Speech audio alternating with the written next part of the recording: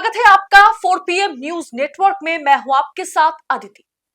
मोदी के सबसे महत्वपूर्ण सहयोगी, जिसके बिना मोदी की 3.0 की सरकार ही नहीं चल सकती, वो चंद्रबाबू नायडू अब बीजेपी सरकार के खिलाफ बगावत पर उतर गए हैं।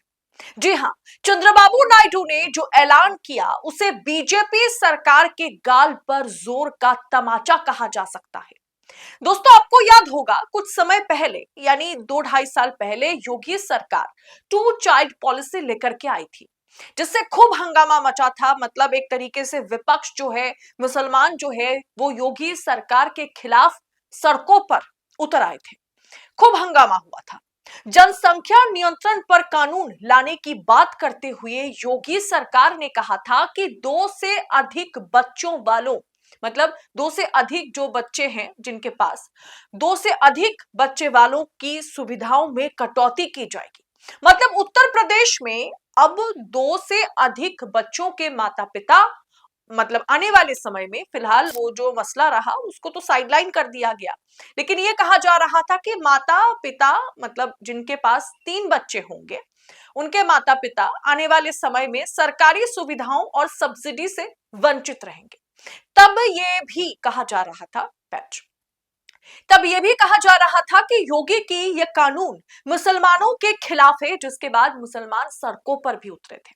क्योंकि अक्सर योगी जी देश के मुसलमानों के लिए यह कहते हैं कि ये लोग ज्यादा बच्चा पैदा करने वाले हैं। द हिंदू की रिपोर्ट के मुताबिक 2 बच्चों की नीति यूपी विधि आयोग ने आदित्यनाथ को मसौदा जो है उसे सौंपा था, जिसके तहत यह माना गया था कि जब सुझाव मांगा गया था, आयोग का कहना है कि जितने भी सुझाव प्राप्त हुए उसमें 8,500 में से 8,200 सुझाव जो है वो बिल के समर्थन में थे।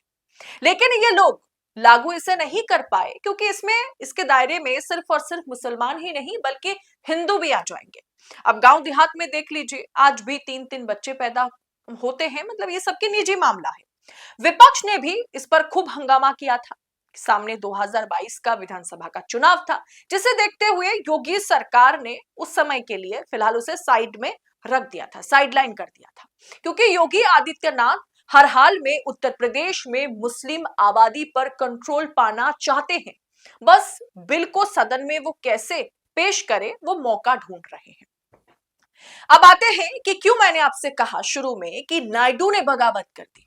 दरअसल दोस्तों, जिस 3 बच्चे पर बीजेपी सरकार पाबंदी लगाने की फिराक में है, वहीं पर रमजान के पवित्र महीने में नायडू की सरकार ने जो घोषणा की है, उससे हिंदू मुसलमान दोनों ही बड़े खुश हो गए। लेकिन तमाचा बीजेपी सरकार के गाल पर पड़ गया। लड़का हुआ तो गाय और लड़की हुई तो 50,000 रुपए। तीसरे बच्चे को लेकर के इस नायडू के सांसद का अनोखा ऐलान। हेडलाइन रिपोर्ट आपके सामने।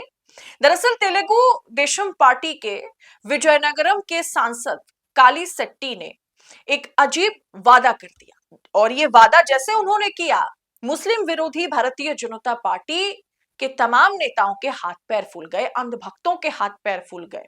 उन्हें समझ में नहीं आ रहा कि भाई, जिस नायडू के सहारे हमारी सरकार चल रही है, जिस नायडू से आए दिन मोदी जी मिलते रहते हैं, जो नायडू दिल्ली आते तो मोदी से बगैर मिले जाते नहीं हैं, मोदी जी भी अपने ट्विटर पर खूब नायडू के साथ फोटो चिपकाते हैं, वो नायडू इस तरीके का बयान दे रहे हैं। उसी नायडू की सरकार के जो तमाम नेता हैं या एक तरीके से सांसद हैं, वो इस तरीके का ऐलान कर रहे हैं। दरअसल दोस्तों, अंतरराष्ट्रीय महिला दिवस के मौके पर बोलते हुए आंध्र प्रदेश सरकार ने जो घोषणा करी कि अगर कोई महिला तीसरे बच्चे को जन्म देती है, अगर लड़की पैदा होती है तो उन्हें 50,000 रुपए दिया जाएगा, अगर वो बच्चा लड़का पैदा होता है तो उसे एक गाय दी जाएगी। दरअसल सांसद की इस घोषणा ने, और जिस तरीके से सरकार ने इसका समर्थन किया, नायडू सरकार ने, इसे एक तरीके से तहलका मच गया पूरे देश में। अब ये ऐलान बहुत तेजी से वायरल हो रहा है। मुख्यमंत्री चंद्रबाबू नायडू समेत वरिष्ठ टीडीपी नेता घटती युवा आबादी और इसे बढ़ाने की जरूरत के बारे में इस पर बात कर रहे हैं, और इस तरीके का जो ऐलान है इसे काफी वायरल भी किया जा रहा है। लेकिन जैसा कि बीजेपी के दिग्गज जैसे कि मोदी, योगी दावा करते हैं कि ज्यादा बच्चे तो मुसलमान पैदा करते हैं, तो आइए जानते हैं कि आंध्र प्रदेश में अगर ये लागू हो जाए 3 बच्चे वाला फॉर्मूला जिसमें पैसा मिलेगा, ऐसे में आंध्र प्रदेश में हिंदू मुस्लिम पॉपुलेशन में क्या कुछ हो सकता है। अभी हिंदू मुस्लिम का पॉपुलेशन क्या है, जान लेते हैं।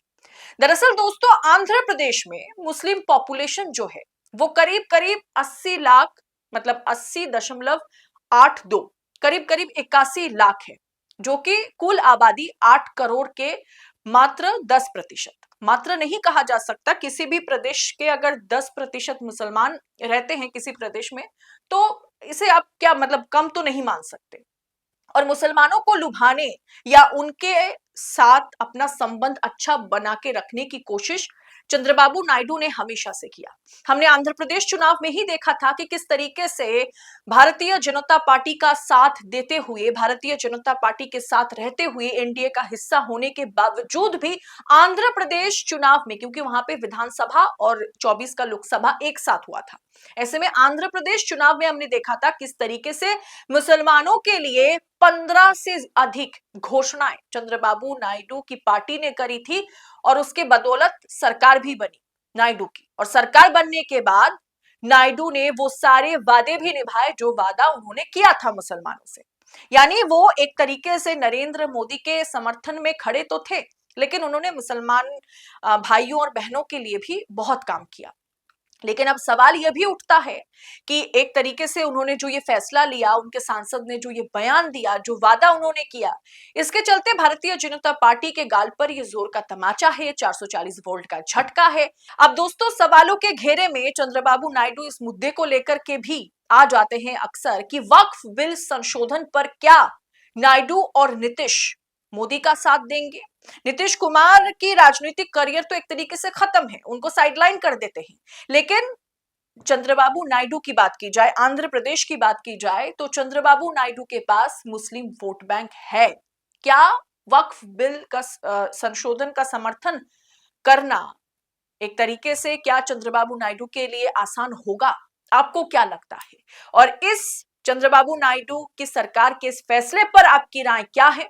कमेंट कर अपनी राय हमारे साथ साझा जरूर कीजिएगा, क्योंकि आपकी राय हमारे लिए बहुत ज्यादा महत्वपूर्ण है। और ऐसी तमाम खबरों को पड़ताल के साथ पाने के लिए 4 PM न्यूज नेटवर्क के साथ बने रहे। फिलहाल दीजिए इजाजत, बहुत बहुत शुक्रिया। जय हिंद, जय भारत।